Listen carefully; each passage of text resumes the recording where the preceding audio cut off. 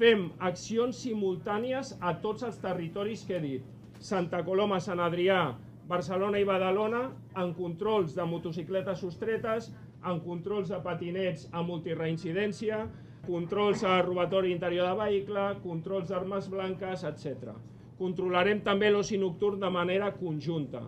L'eix vertebrador de tot aquest pla és la coordinació entre tots, per això estem tots aquí.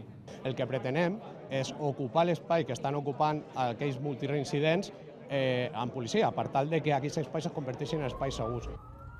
Els lladres multireincidents acumulen causes que inclouen la sostracció de vehicles per cometre robatoris violents. Els controls d'ahir a les rondes van revisar més de 700 vehicles, la documentació i si a dins hi duien armes o drogues. A la xarxa de metro portem 2 detinguts per furt. Primer furtat la cartera de la persona, amb la targeta volien pagar en algun altre lloc.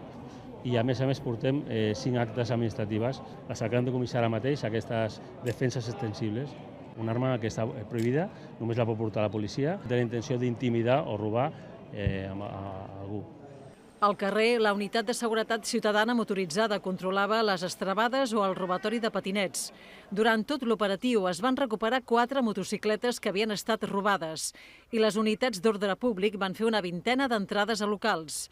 Van detectar diverses infraccions, la majoria per possessió de drogues.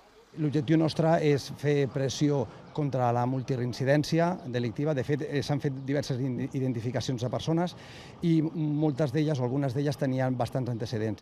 Els més de 400 agents que participen en aquest pla CanPai 2 finalitzen la feina a les 5 de la matinada en un operatiu de controls tant a la via pública com a locals amb una coordinació de diferents cossos policials i àrees policials que volen que tingui continuïtat en el futur.